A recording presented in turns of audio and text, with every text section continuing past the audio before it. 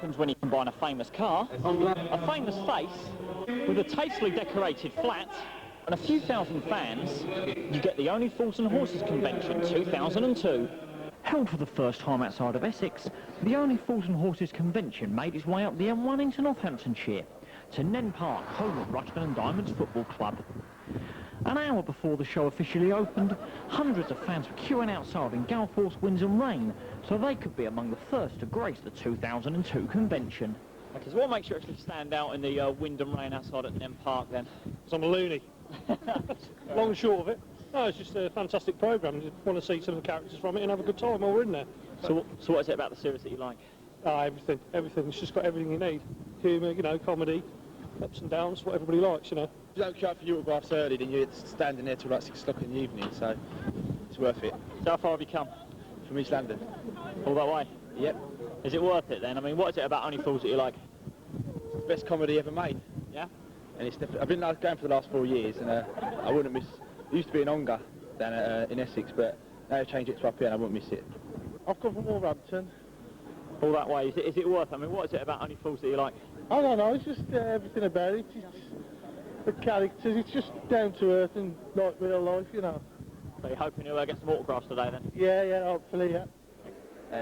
At 8:30 p.m. on Tuesday, the 8th of September 1981, a legend was born. Only Fools and Horses graced our screens with its first ever episode, Big Brother. 16 years later, on the 29th of December, a record 24.3 million viewers tuned in to see Del Boy and Rodney finally make it as millionaires. And even 6 years after that event, it is still popular. We put these on once a year, and this year we come up to Rushden. We've got on really well with the football club, and they were pretty keen for us to come. We generally, in the past, have concentrated in Essex, but now we thought we'd go a little bit further afield and bring it up to Northants, and so far it's going really, really well. So are you surprised about how many people we've got here today? The turnout is really, really good considering the weather, but everyone loves Only Fools. It's an easy sell. If you tell people Only Fools is coming to town, you know, people turn out. I don't really need to do much. We've got a bit of a stage show coming on in a little while, and we're going to bring on some actors as well. We've got Boise, Marlene here as well. We've got our Del Boy lookalike Morris, who won the lookalike contest a couple of years ago. Jeff Stevenson, who's the show's warm-up comic, and also has been in a couple of the episodes. He's here as well. And we've got merchandise. People can look at the latest merchandise available. We've got the original Capri gear here. We've got the Trotter van, and we've recreated the Trotter flat as well. So there's enough for everyone today, definitely. So you're expecting today to be bigger than previous conventions? By far, yeah. I think this is our 5th or 6th convention, and we're expecting a region of about 2,000 people. So it's going to be by far our biggest convention today. For the first time outside of Essex, the convention boasted a huge attendance. Nearly 3,000 people were crammed into the Nen Park Sports and Exhibition Centre. I'm a member of the, been a member of the fan club for about a number of years now, about 3 or 4 years. I decided that I wanted to go to a convention, so I went to last year's one in Ongar in Essex, and I quite liked what I saw there, so basically I came here and I basically wanted it in Rushden Diamonds, really. We got the facilities here, so why not? But did you expect it to be so busy? No, we didn't. We got up this morning and the weather was pretty bad. It was... the weather was really bad, windy. We thought I was going to turn up. I was here at 7:30 this morning. I was going to turn up, and then opened the door and there was queues right around the corner. Unbelievable. Of course, it wasn't only souvenirs and memorabilia that were on display. Two of the show's biggest stars, John Challis and Sue Holderness, aka Boise and Marlene, were on hand to sign autographs and answer questions on the show. Before they took to the stage, I asked them if they enjoyed meeting the fans. Of course I do, yes, it's good fun. No, John and I turn up to any that we're invited to. It's lovely to them, because the nice thing about being in a show like this is that everybody seems to like it. You very rarely meet people who say, saw the show last night was rubbish, you know, they all love it. And everywhere you go, I've been on annual holidays now to so many different parts of the world, and everywhere people know and love Only Fools and Horses. So have you been to many of these conventions before? I've done 2 of the conventions and do quite a lot of going around and doing signings at big exhibitions, and it's nice to meet the fans, find out, because you've got a whole new generation of kids now who are forced to watch it by their addict parents, and they like it too. I've got children myself, you see, so I have a bit of street cred.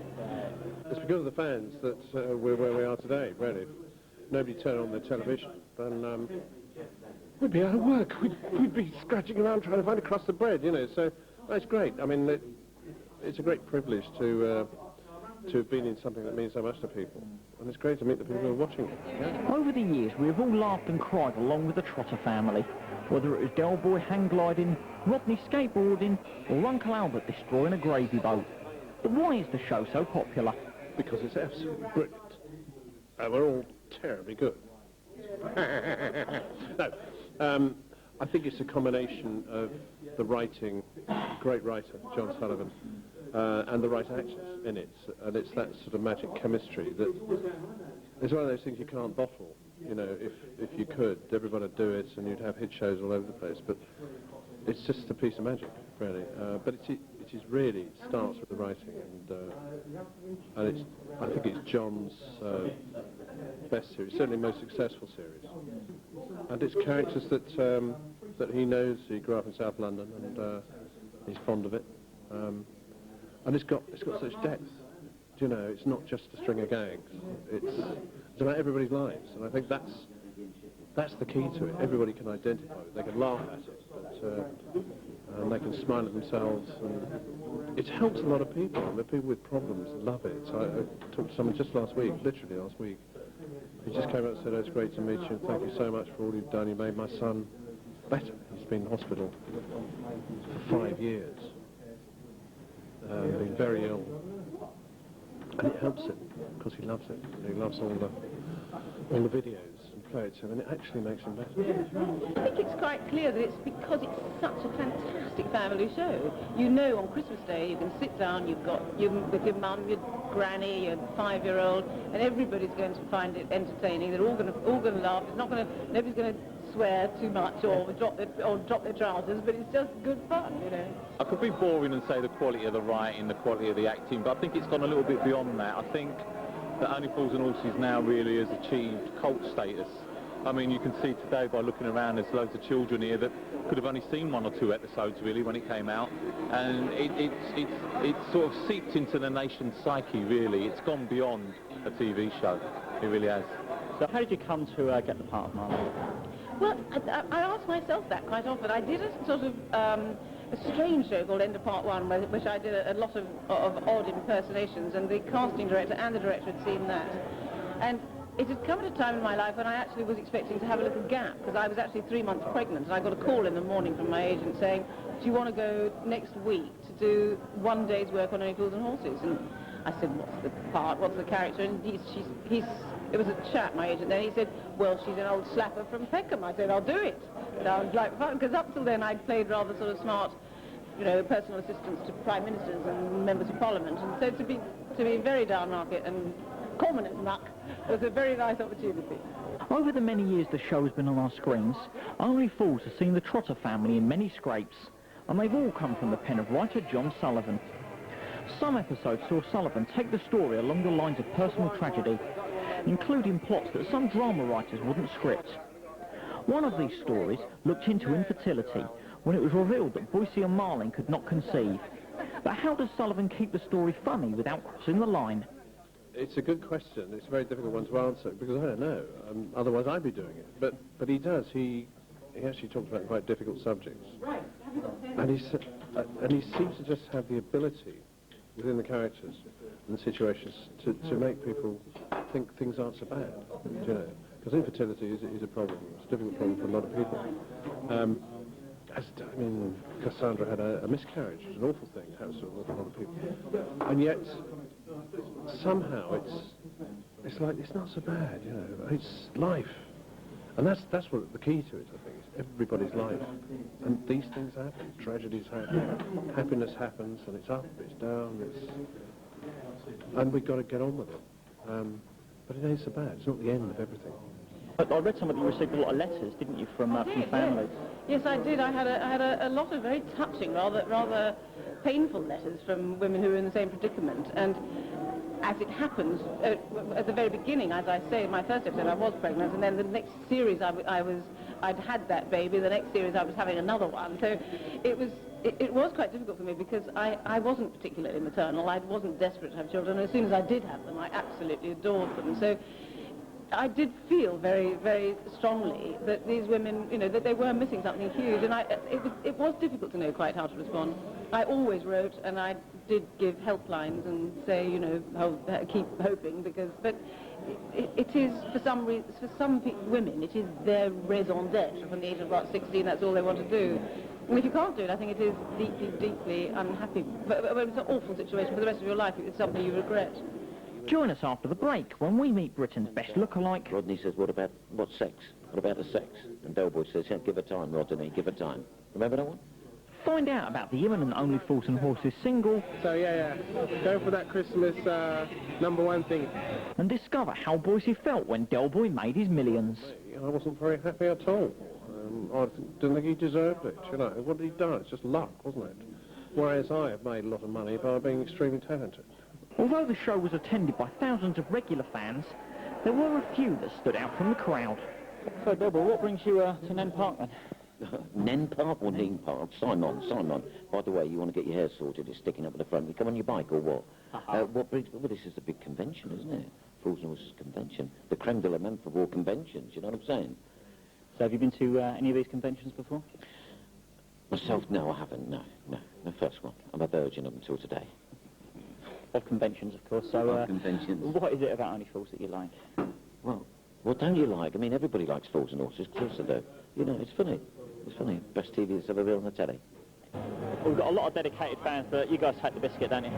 Well, we did never won first prize for the fancy dress, dressed as the Blues Brothers. So what made you dress up and come down to Nen Park like this? He did. I did. Excellent. So you're big fans of the series, I'll take it then? Yeah, we've actually done this before at the BBC the night of the filming of the last episode, the end of March. Yeah? So, yeah. We've both got trotter vans as well at home. So you are dedicated fans. We were going to come down in a trotter van, but because of the wind, your trotter van, we have to give it a miss. Yeah. Otherwise, we'd have turned up in the trotter van. So where have you come from? Just outside Lichfield, Chase Terrace. It's very nice, very good. Bit blustery, but very good. A little bit crowded in there, but absolutely fantastic as usual. Now, speaking to earlier, you said you've been to other conventions before. How does this compare to other ones? Well, it's much better, I'd say, because it's only a couple of miles down the road from me, so I can bring my old van with me. Okay, so what made you buy a three-wheel van? I collect Reliance, Civitors and all the other kinds of Reliance that are about at the moment. And I just thought, what the heck, I'll have a famous one. So I got the van and got into Only Fools and Horses. So what do you like about Only Fools and Horses? It's still one of the best classic comedy series on TV. There's absolutely nothing has come close to it since it went off our screens last year, but there's absolutely nothing come close to it since. While working on a series such as Only Fools over many years, it must be very satisfying for the crew as well as the cast. But what was the atmosphere like on set? In most jobs that you do, that most people do, you'll usually find there's one person who's a bit of a pain and you wish they'd come late or they weren't there. There absolutely isn't there. There isn't a bad egg in this box. Everybody is just sweet. And when you come back, and I mean, we had that big gap from 96 till we did the next lot, when you'd think that there might have been a sort of strain or there'd be some atmosphere, and it just was like going back to a family party. It was fabulous. Now, the final episode, was it a real sense of happiness amongst the cast and crew when, you know, Delboy and Rodney finally did become millionaires and reach their dream? Well, it was all very mixed, because in 96, when we were absolutely convinced that it was the end, we knew that they were terribly strong shows and that we were going to go out with a bang, but it was very heartbreaking. You know, if you'd been there on the floor on that night, we were all sobbing. It was pathetic. And then to come back again and do this was such a joy, and we sort of went through the same process again, thinking, well, that's it, it's all over.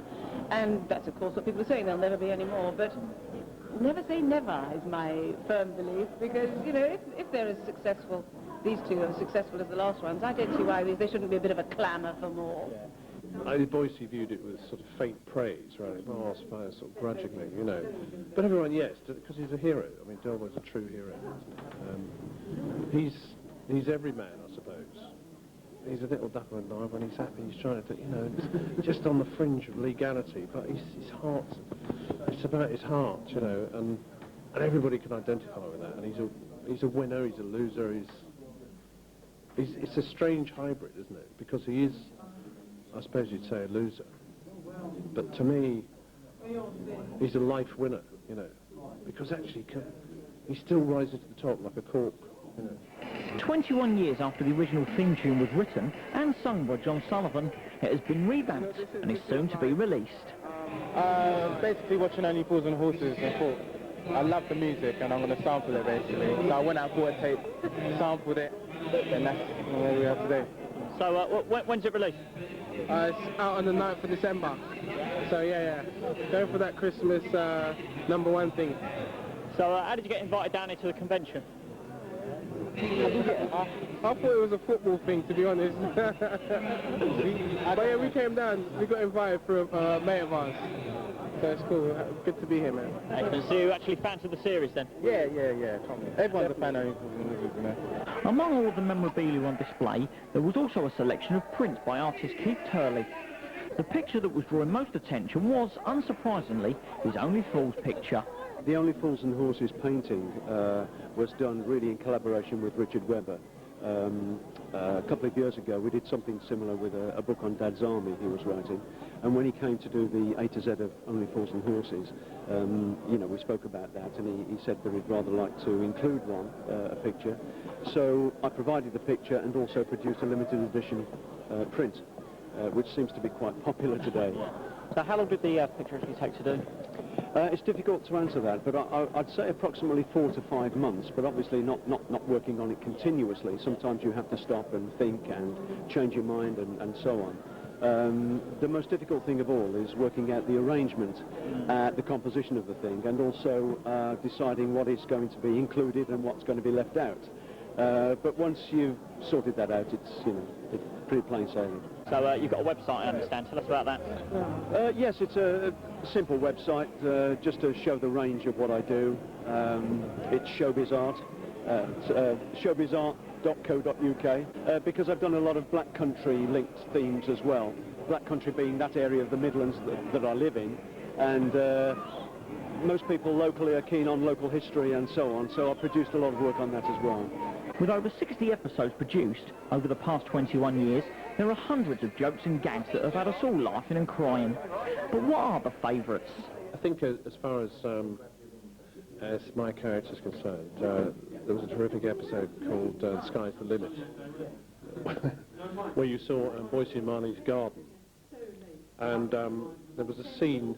Now they say as an actor you should never work with children or animals. John Sullivan wrote a scene with both him and also a TV scanner which moved independently, and Boyce was there trying to make this newfangled thing work. And in the garden was the dog misbehaving. Get that dog out of the... You know, it was all that was going on. And also Marlene was there with a pram. And Tyler, the child they eventually had, was dressed in a miniature version of what Marlene was wearing. And of course, nobody was listening to a word I say, because they're all looking at the paper going, oh, look at that. And the scanner's going, the dog going, rawr, rawr, rawr. But I just thought, it's just so funny. One of my favourite episodes I'm not in, and that's the dolls, the blow-up dolls episode. I think that's terribly funny. My own personal favourite was the one from Prussia with Love, when we nearly adopted the baby, because it was a very strong storyline for Marlene and Boyce. Probably when Damien was born, it's mine. Yes. When Del comes out of the theatre and he says to Rodney, "It's a baby." Are you with me? Yeah. And Rodney says, what sex? What about the sex? And Del Boy says, give it time, Rodney, give it time. Oh, the Batman and Robin episode, definitely. Yeah. That was one of my favourites. Heroes and villains. The favourite mine, I think everyone would say the favourite mine was when Del Boy fell through the bar, which was one of my favourites. But I think most of them are my favourites. But the best one I like is T for Free, where it was an hang glider, and Rodney done him up right kipper. Jolly Boys outing. I like the bit where the Trivial Pursuit and Del says it's the Bic when asked about female swan. I like the one where I like the Waters Peckham Springs one. Yeah. And I like the one with the where they stick the radar and the plane comes around the I can't remember. Yeah. I like that one. I particularly like the Class of '62. I think that was a great episode, and also the hang gliding scene in T for Free. I think that was top quality acting, really. think my favourite's got to be Friday the 14th, where they go poaching to Boyce's weekend cottage, and they get pulled up by police, and the line, "You down for a spot of fishing?" "No." "But why you got 3 fishing rods tied on top of your van?" And Grandad pipes up, "Well, we are down for spot fishing, but no salmon now." I think it's going to be probably my favourite moment will be the next episode, which hasn't been aired yet, because I was booked to be in it as an extra, so that's why I'm looking forward to that one. So that would be probably my favourite moment. Favourite episode, there's so many. I mean, it's more like bits of episodes, really. Thinking like the Batman scene, the falling through the bar. There's so many sort of one-off little clips that I like, so it's difficult to sort of say. The show was organised by the Only Fools and Horses Appreciation Society. Their president, Perry, explained what it's all about. We've been going for what? We've been going since '93, and it's just grown and grown over the years now. It's a truly international membership we've got. Countries as far and wide, Alaska to Argentina, all over the Commonwealth, Fiji, Botswana, the most obscure places we've got members, even in Croatia, you know, Australia. And membership's up to 6,000 now, and everyone loves Only Fools and Horses. And then what the great thing is to give fans a chance to actually come down and meet the actors and pose for a photograph, get an autograph. It takes it just that stage further than watching it on the TV.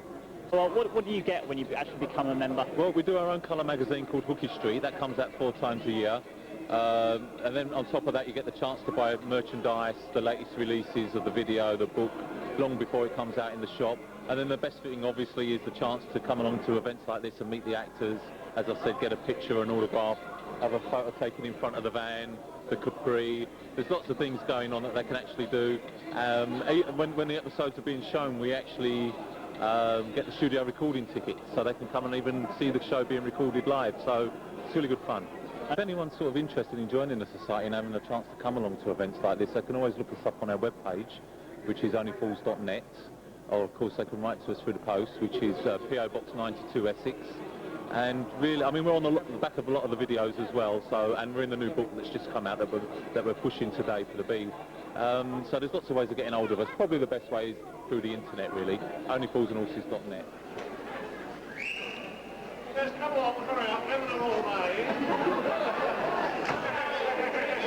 Hang on, John, I'll get you a microphone. Do you want to have this one? You don't want one. So we've got John and Sue here, Boyce and Marlene. Anybody recognise them? They've really struggled to get here today. It has been a bit of a nightmare, hasn't it, John? Oh yes, that is correct. I live rather a long way away, and my wife has been negotiating the fallen trees in the road. I don't know what's the matter with British Rail. Apparently the whole network's closed down, but I got here. They got here? Yes. How did you get it? Anybody come here by train today? No, obviously not. No, it's great to see so many people here, seriously, and thank you very much for coming. As well now. Go on then. I want you all to admire my hat. You will see this hat in the Christmas special.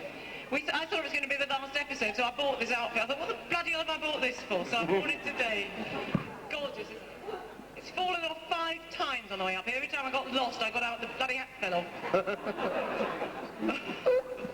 I did say, actually, because I was going to tell them, because when you said upstairs about why you was wearing that, yeah. And I was going to tell them why you was wearing it if you'd forgotten, but you've done it, so you don't have to remind me anymore, so there you go. So preview of the outfit for Christmas Day. We think it's Christmas Day, nobody's told us. There's actually, you'll see this coat as well. A very smart coat, John. It's gorgeous, isn't it? Yes. This is wonderful shot in the one that came out last Christmas. It was all going to the wrong funeral. And everybody coming out looking like a bunch of mafia suspects, I thought. And this coat featured very heavily. I had dark glasses on at the time. So did this hat, actually, but it had feathers on them. You really look like a gangster's mould, didn't you? Extremely silly. Yeah. I discovered that, I've never known this, I've been doing this part since 1984. Apparently, Marlene's got a heart and dagger tattoo on her left thigh.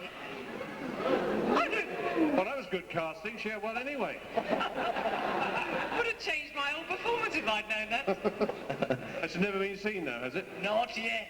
We'll have to do another episode, especially for that. I'm just waiting for somebody to shout out, prove it. But they didn't. So has anybody got any questions then for John or Sue? They're still actually a little bit wet, I think, from coming in because they've not fully woken up yet. John, do your laugh, that'll wake them up. What is there to laugh about, Keith? I didn't hear you singing. but if I had, I would have gone... Hang on. Yeah. Now, how many people can do Boyce's laugh? Don't applaud him, please, because I mean, I've gone right off him. He was my favourite, but no, not anymore.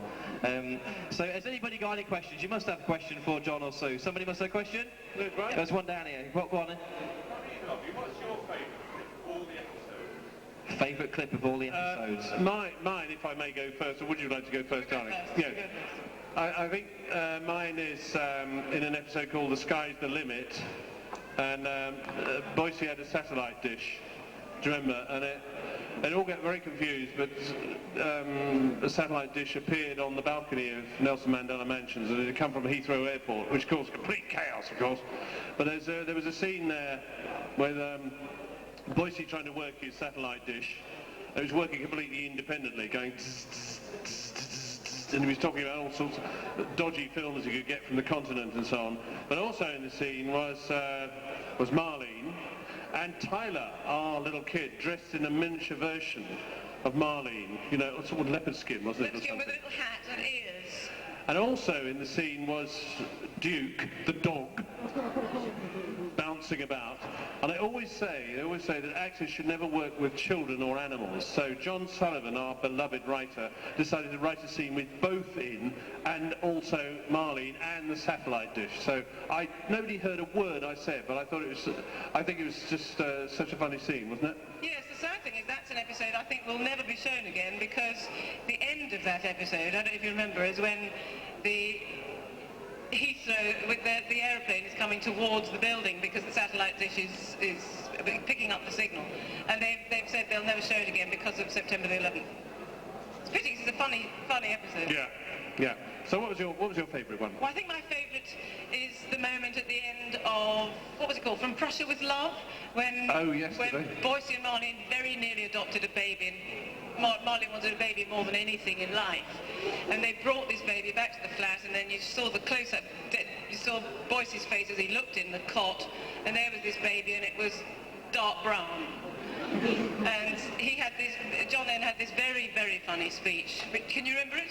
Can I say it?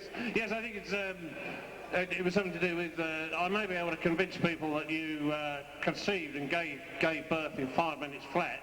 I might be able to get around the fact that you weren't pregnant last week, but how am I going to convince them my granddad was Louis Armstrong?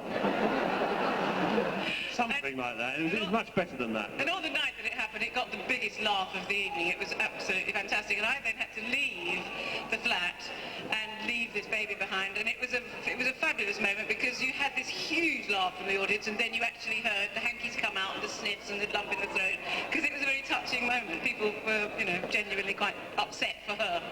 That's what Sullivan does so well, doesn't he? He makes you laugh and he makes you cry. So I think that's my favourite episode that I was in. Mind you, the blow-up dolls is a funny episode too, isn't it? There's a couple of there's a couple of them blow-up dolls down there in the flat as well. I don't know if we've seen them. Have you had a look in the flat yet? No, we haven't seen the flat. You have to have a look down there later. If those blow-up dolls are in there, I'm not going in there, I can tell you that. Has anybody got any other questions? Oh, one down here. Are you in any Christmas pantomimes this year? No, I'm doing a funny play at Windsor called Season's Greetings. John's in a pantomime. John's been frightening generations of children playing the bad guy in panto, and he's in Birmingham. I can't understand why I always play the bad guy, can you? I thought it was a sort of romantic juvenile lead, I thought. Yes, I'll be doing Aladdin at Birmingham. You heard of Birmingham? Well, you can all get to Birmingham. At the Hippodrome in Birmingham. Book early to avoid disappointment. It's a huge pantomime, the Birmingham one. They've got Bobby Davro, Melinda Messenger, and Amanda Barry in it, and a cast of thousands. So I'm looking forward to that. And yes, I'm looking forward to frightening some children. Because that's what Christmas is all about, don't you think? Did anybody see John in panto last year in Swansea? There were some people there, I'm sure. I think I've got my own back on him for it. Next question. your real dog? Is Duke your real dog? We've had 4 Dukes, I think, or 5. 5, perhaps. The first one was my favourite. He was gorgeous. He was a puppy, but he was ever so big. Any more questions? We've got one down, we've got one over here. Go on then. I saw them both in Cambridge in a play. Are you going to come back and do any more? The play you did in Cambridge. Are you going to read it? You are? Oh, yeah, we worked together in an Acorn play time and time again. Yeah, we might be going out again next year. Fingers crossed. Yes, we're actually sort of talking about trying to find a new play to do next year. Yeah. Thank you for coming to Cambridge. Yeah, we had a great time there. So, yeah, it was good. It was good. Talk to this man. Nice man. Yeah. Any more questions? Anybody got a question? Oh, another one over there. Go on then. Certainly. Do you want to write to John Sullivan and suggest it? Spin-off for Boise and Marley. Yeah. No, actually, you write it. You write. That's the best thing. Yeah. You write it. Good No, idea. we'd love to. A lot of people have said that and sort of suggested it, and I think. I don't know. I think that maybe there's a chance if this really is the end of the whole series. I don't know. It's difficult. I think he doesn't want to dilute it though, because it's so perfect as it is. Only Fools and Horses, the family, you know, all together. I think in a way it would be a shame to sort of do a spin-off, because that sort of makes it less than the whole, doesn't it? It's so awful if it didn't But work. it happened in America, didn't it, with that that guy from Cheers, and it became what's that series? Don't know. Frasier, that's right. I mean, it was very successful, very popular. So I mean, I suppose it could happen, but we haven't got any plans for it at the moment. Thanks you all for coming. It really is great to see so many people here on a day like today. Yes, It's just thank you. I amazing. hope you won't have to wait too long for autographs. And I thought you were all very brave. We watched the queue. It was freezing, wasn't it? Very nice that you were all here. Thanks for coming. So once again, ladies and gentlemen, put your hands together. Give him a big round of applause. Let me I'll turn it off you, John. Thank you very much. I know you. Can you get down there, okay? Sue, can you manage that? There we go, excellent. We're going to bring on, come on, give another round of applause. They've made the effort of getting here all the way today. We're going to move on. We're going to bring on our Del Boy right now, and then we've got our warm-up guy coming on. He's a professional. He's going to be getting you laughing. If nothing else, will. Oh, well, there you are then. So, ladies and gentlemen, put your hands together and welcome on stage, Del Boy. Come on, make some noise. He's got stuck in everything. He's in there. Oh, he's. I'll give you that. I'll give you that one, and Del, there you go. Munch 2, 3, 4. How we doing, everybody? All right? Come on, it's not a bloody morgue. How we doing? All right? The answer should be lovely jubbly. How we doing? All right? Oh, Kushti. They are. How you doing, Keith? Oh, I know. I'm not too bad. Listen to my latest merchandise. Look, do you remember Arkle, the racehorse? Oh, yeah. Now listen, look at that there. That is you. You'll pull so many birds with that, I tell you. Do you think that's my colour? That is you. Sweetheart, don't you look the ticket? I don't know. I mean, Sweetheart, don't you look the ticket? do you think is it a bit small, or should I get a slightly bigger? No, that'll do. Now keep it there. You're doing a bit. Yeah. Does it look good? I don't think you need to answer that. Okay, take it down. Yeah, that is actually more my natural colour. Listen, I've only a few of these left, people. Look at that there. Genuine Rolex, okay? 42 carat, anti-spasmodic, even waterproof to 500 feet if you're interested. 30 quid. What about you, Blondie? Speak to me. Cool, don't you look like Cassandra, sweetheart? Is that your Rodney next year? Oh, she's gone all quiet there, Keith. She's gone all quiet. Yeah, well, she's probably still looking at me with that wig. You probably frightened her, scared me. So, I mean, look, we've got Del Boy in this year. I mean, he's good, don't you think? I mean, he's good, isn't he? He's only the what is it, the British world champion or something? Well, yeah. So I don't know. Hello, sweetheart, over here. Hello, geezy, you know what that is, don't you? Here, catch it. Come on. Oh, bloody hell.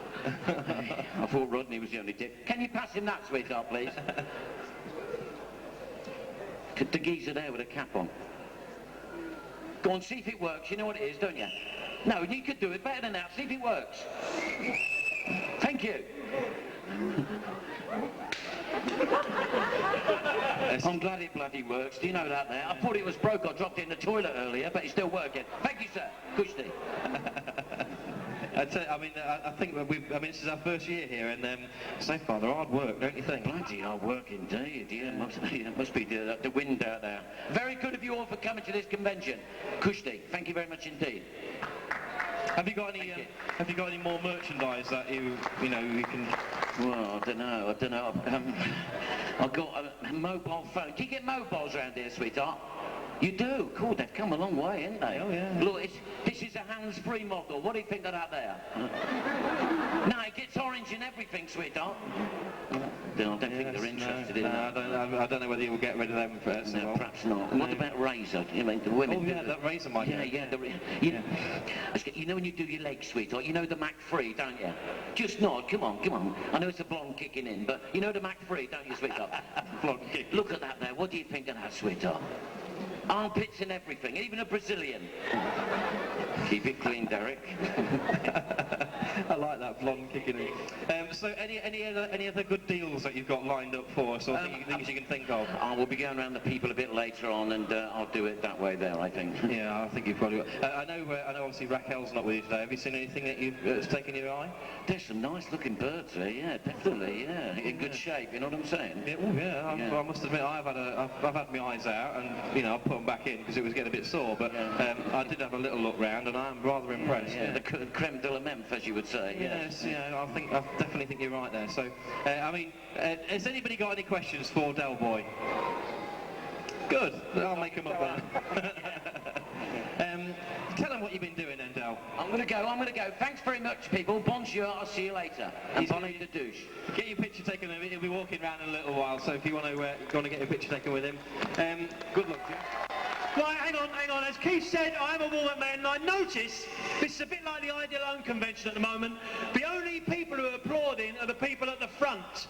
And my job today is to come out and warm you up for two guys who are absolutely fantastic, who are going to come out and show you, so you're going to be the first to see it today, and it's all to do with the show, and you're in on a special day. But what we need is atmosphere, and we need everybody from the back, up on the balcony, all the kids, everybody applause and cheers. So let's just imagine that I'm introducing myself. Ladies and gentlemen, Jeff Stevenson! Come on! Right, hang on, I'll tell you what. Let's make out we're filming you. We've got some cameras up there. I don't know where they're from, but they are filming you. So let's just have some reactions. Let's just have a cheer! Shock! Passion! Bloke over there looking at his watch. All right. So what we need is lots of reactions. All right? You've got to make out you're in the studio today. If you find a laugh coming on, let it out. Follow through. Well, don't follow through. Just let us know that you're there. So how many people have actually travelled a long way to be here today? Who's actually travelled a long way? So the people over there, where from? Essex. Welcome from Essex. See, if we were in America now, we were in New York and we were doing a convention for Only Fools and Horses, we'd have people who travelled from Los Angeles. We'd say, Los Angeles, they all go, yeah, whoa! But British people, we don't do it. We stand and we go, Essex! Great. Bloody hell, what are they doing here? That's pretty welcome from Essex. Anybody travelled further than Essex? Yeah, sir, over there. Stand up, sir. Oh, you are stood up. Ramsgate, all the way from Ramsgate! No, you're taking the piss now. Ramsgate is actually not worth that reaction. That's a fantastic place to come from, Ramsgate, mate. Welcome. I was in Ramsgate for a summer season one night. I said to this bloke, where's the nightlife? He said, she's moved to Margate. Nothing over there, we'll try it over here. Fantastic. By the way, people who have braved the weather, people who haven't just come from the local area, thank you very much for braving the weather. I know it's been a horrendous journey. I've actually come down from Manchester via Wolverhampton with a mad Iranian taxi driver. Absolutely incredible. And I pulled up out, we actually ran over a cat. Quicker, was it quicker than that? So I've knocked on this lady's door up in Rushden. I went, she had a microphone in her letterbox. Am I facing the right way?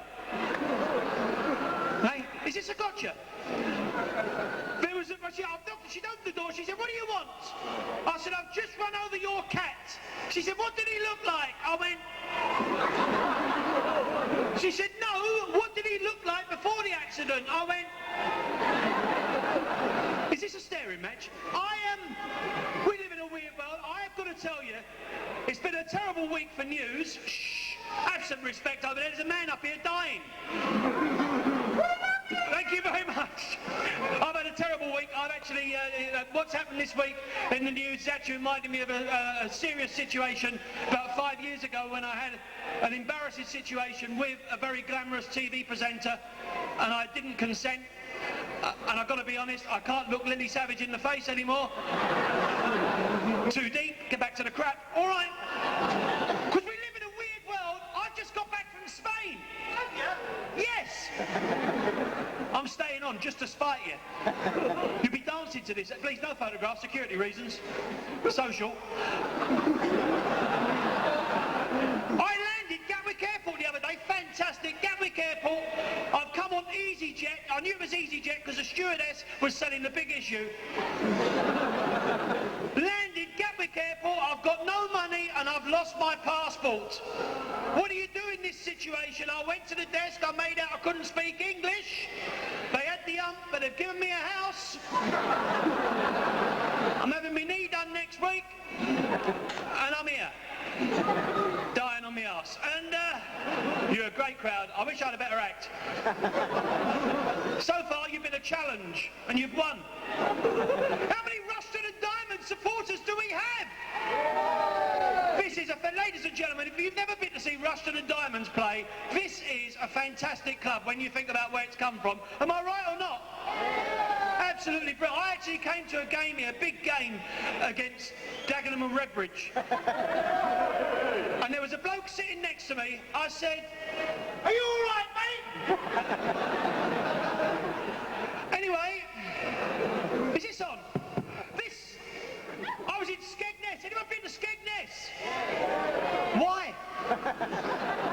I was in Skegness last week. I did a caravan camp. I was doing an end of career, end of season dinner. And I stayed in this caravan for 2 nights. Anyone been on a caravan holiday? I now know why we go on caravan holidays. For 2 weeks of the year, it makes you realise you've got a nice house. What sort of holiday is that? Every morning on the roof, Fred Astaire, the tap dancing seagull.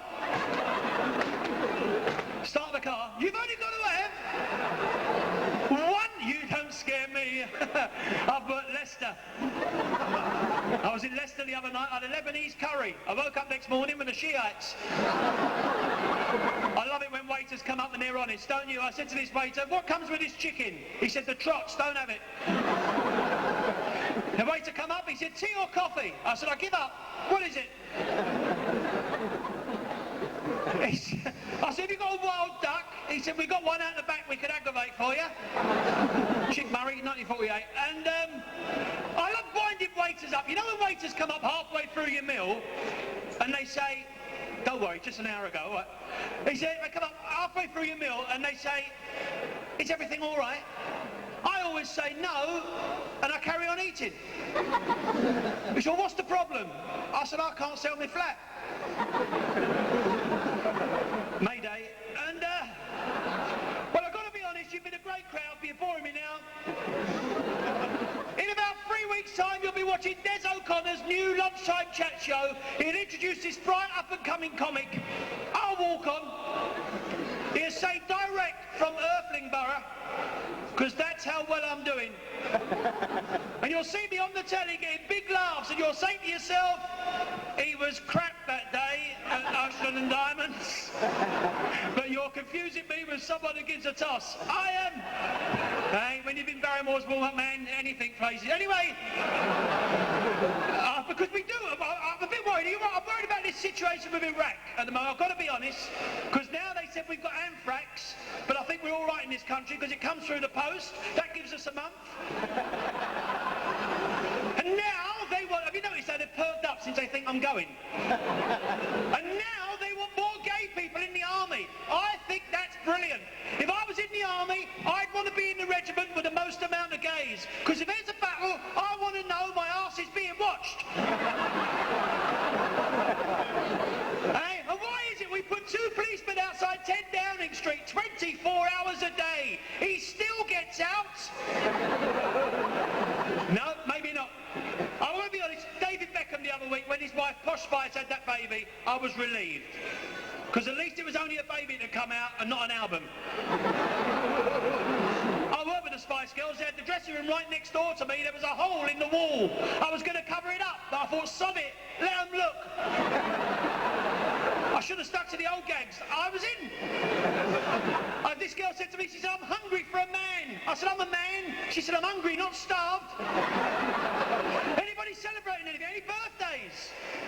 Ever? A birthday in the back. When's your birthday, sir? Today. Well done. And you've dressed up so smart in your top. Welcome. Where have you come from? Salisbury. Welcome. Electricity. Welcome from Salisbury. Are you in the military? Are you in the military? No, you're not. All right, you just like living in the army, boys, yeah? Fair enough. Well, welcome from Salisbury. Nice to see you. What do you do for a living? You work. Unlike I will be doing from now on. Well, welcome from Salisbury. Let's say happy birthday to you. A round of applause. What's your name? Dave. Round of applause to Dave, whose birthday it is, and he's come all the way here for this marvellous day. Yeah, well done. Now, listen, you've been a great crowd. Right, enjoy the rest of that. I'm going home tonight. I haven't seen my wife for a while. I actually got married 8 years ago. We weren't in love. We just needed some crystal. And I'm old now. I'm middle-aged. You know when you're middle-aged, when you're in the car and you put on Radio 2 and you think, it's all right? Or people come up to you and they say, nice jacket, and you go, Marks. Or you know when you're old, when you're like me, if you make love, you're like the lottery. Bit of excitement, balls drop, roll over. This is the stuff they want. Anyway, hey, I'm like the video. Fast forward, pause eject. I'm like the SAS. In and out, no one knows. Because we live in a weird world, ladies and gentlemen. I was in McDonald's. You go in McDonald's, they speak McDonaldish now. I went, good morning, what a lovely McDay. I want a McBurger, a McDiet Coke, some McFrench fries. Here's your McMoney. Thank you very much. I'll muck off. What part of a chicken? I've got the up now. I'm staying on. What parts of a chicken is a McNugget? I've never seen a chicken running around clutching his McNuggets saying, you're not having mine, have you? And as for a McMuffin, oh, you told me to keep that gag out. All right, fair enough. Hey, I stopped at a Little Chef today, not by intention. It was a windy day.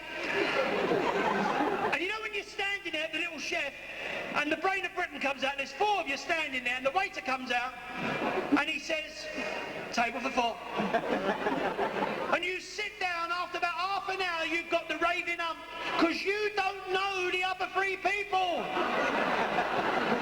I love it. I love going in shops, because we live in a weird world. You ever seen that sign, ears pierced, why do you wait? You imagine leaving your ears to be pierced. I'm coming to pick up my ears. Yes, madam, that'll be £4.50. Pardon?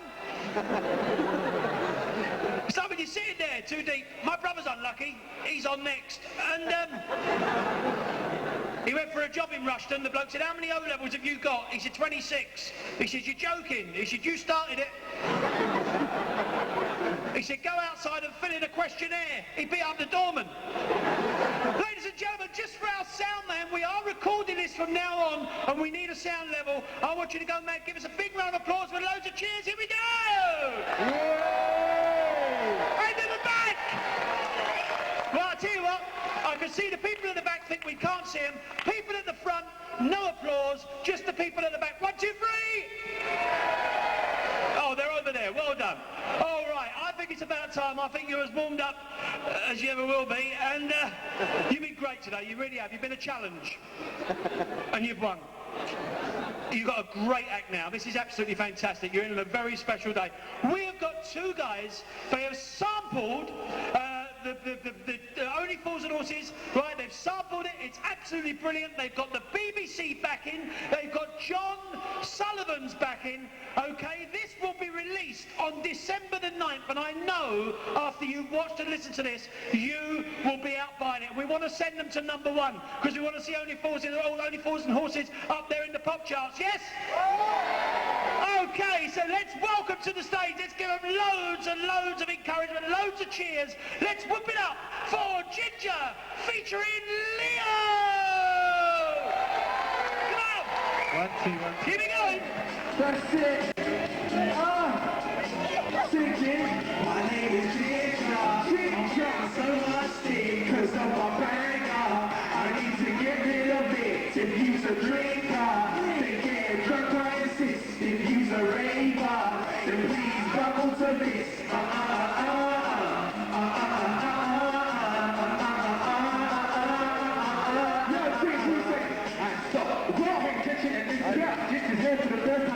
Struggling in the K-Red citrus, and in the eyes of the flow that I'm thinking, listen, as the plot I'm thinking, truth is nice, yo, that never tastes like a bunny in the kitchen, oh, who's doing what with a kitchen, better yet, we don't miss them, boss off, we don't tip them, I'm not mixing, there's no thinking, ginger, don't cap, pick up, thinking happy, MC Geezer, in this thing that I tower of Geezer, alright, nice to meet ya, buy me a drink, what? My name is Ginger, I'm trying so much stick, cause of my banger. I need to get rid of it. If you's a drinker, then get drunk, I insist. If you's a raver, yo, we can get everyone singing up here on some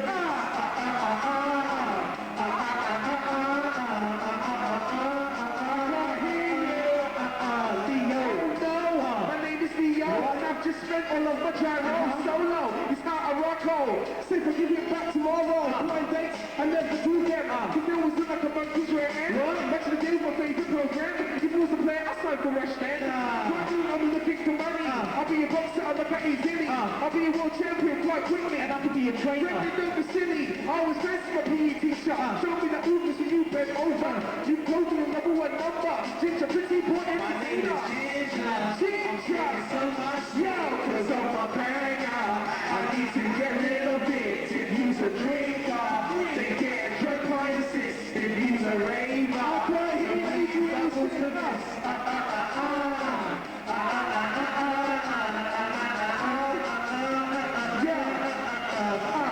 Test it, that's it. Pull this raw, and you have been quick into the seconds. Get down into my seconds. At school, I skip to lessons. Now take part in taking more this and disrespect. Say what? You need fine, I never pay them. Females keep your bubble shaking. Brandy quarters out the breaking. Look at these things these kids are taking.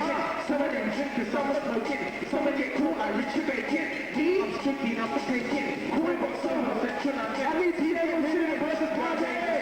I'm getting so much stick cause of my banger. I need to get rid of it. If you's a drinker, then get drunk, I insist. If you's a raver, I wanna hear you sing this bubble to this.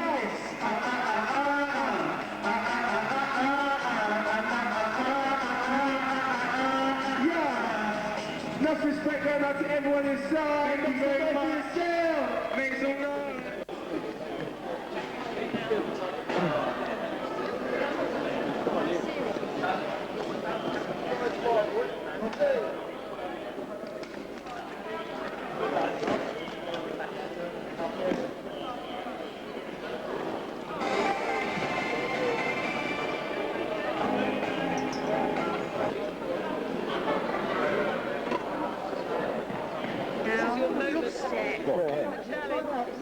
Your ticket? Yeah. You said Sam. Most of the cast down, I want to pick up all the cast that came down for the shoot. We had a fantastic day, and basically we're here now. So I want to thank everyone for that. Meanwhile, back in Gotham City.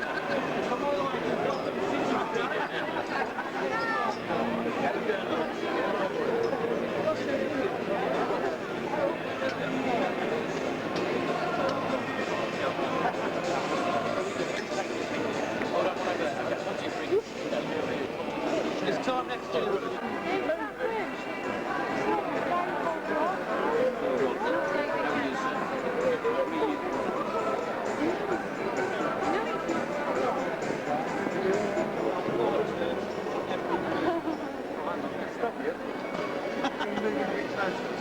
Yeah, try and keep ahead of them. Don't worry about speaking. Don't worry about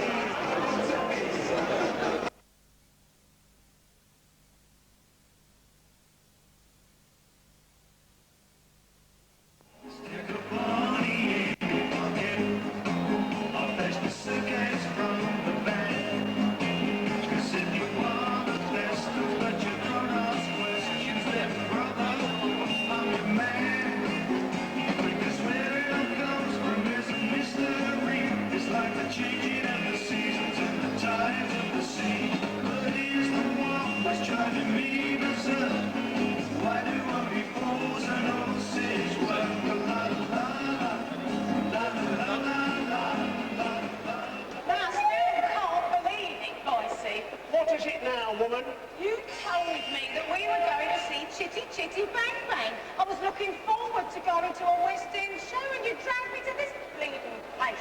I said we were going to Chitty Chitty Bang Bang, and we are, but I was not referring to an evening in the theatre. I should have known. The last time you took me to a show, it was Joseph and the Amazing Technicolor Dreamcoat. Well, there you are, then you had a good time, didn't you? Yeah, it was very good for a school play. Now, what are you going on about with this Chitty Chitty Bang Bang? Well, it is well known in the motor trade that there are a couple of Chitty Chitty Bang Bang cars knocking about.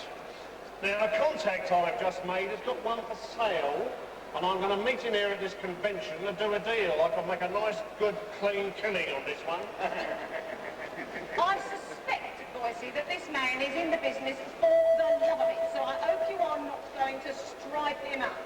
Marlene, I resent your implication. Can you back it up? Yes, I can. This time last year, you sold Del Boy's old freewheel van to poor old Sid for 900 quid. Yes, and a very good piece of business it was for all concerned. Apart from Sid, of course, that is. You said to him that it had a total overhaul. Well, vast improvements were made. 2 seat covers, a tax disc holder, and a new bulb for the interior light are not major improvements. Marlene, you know nothing about the second-hand car business. Oh. Hey, hold up. What? I don't believe it. Hey, come on, we've got to go. I've only just got here. I want a cup of tea in that cab. No, it's Sid. What the hell's he doing here at a Star Trek fair? I can't let him see me. I haven't seen him since the transaction. What on earth are you doing, woman? It's Sid. I know it's Sid. I said it's Sid. I told you it was Sid. Hello, Sid. What are you doing here? It was Boise recognised you going past that Star Wars stand. Yes, that is correct. For a moment, I thought you were an Ewok. Forget all that. Why haven't I heard from you for a month? I've been busy. Yeah, busy avoiding his calls. Maureen. Yeah, and I know why. Boise, that van you sold me, it's absolutely useless. It's been nothing but trouble. You told me you'd have got a new engine, new brakes, new shocks. Did I say that? Yes, you did. And I needed that for my new business venture. New business venture, Sid? Yes, I'm starting a quick delivery process now. What are you delivering then? Pizzas. Well, I've done you a favour then, haven't I? How'd you make that? Well, think about it, Sid. If anyone had actually got to eat any of your pizzas, you'd have had the environmental health around knocking on the door. And they wouldn't have been looking for a free sample, I can tell you that. How dare you? What gives you the right to criticise my pizzas? We've eaten one, Sid. Yeah, we were up all night with it.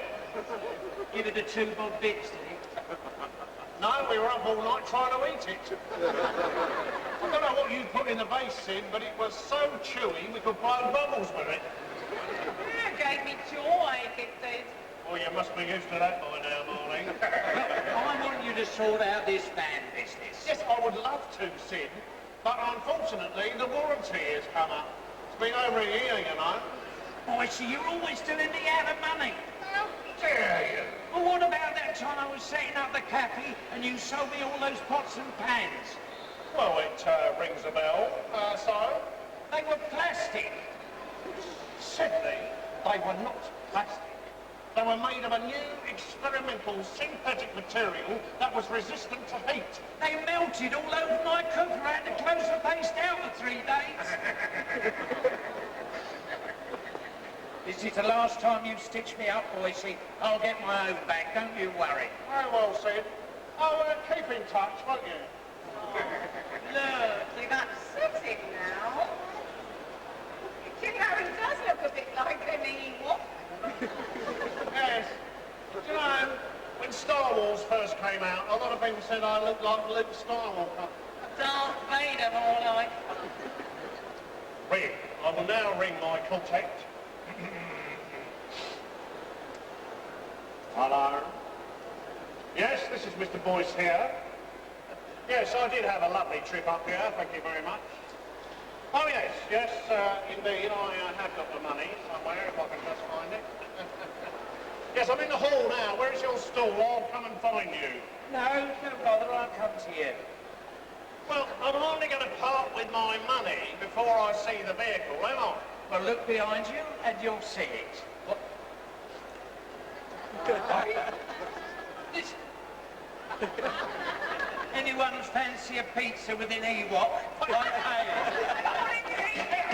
you going?